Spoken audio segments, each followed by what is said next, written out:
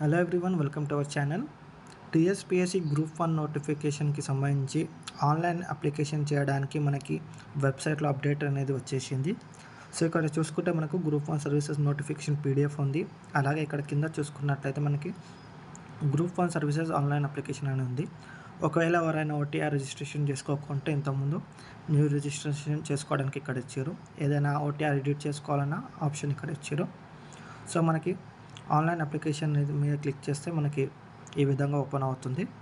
So ఇక్కడ మనకు user guide కూడా ఇచ్చారు.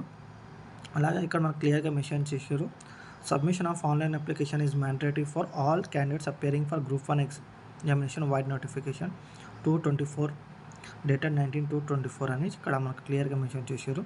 సో ఎవరైతే లాస్ట్ టైం అప్లికేషన్ చేశారో వాళ్ళకి ఎగ్జామినేషన్ ఫీ అనేది పే చేయాల్సిన అవసరం లేదు.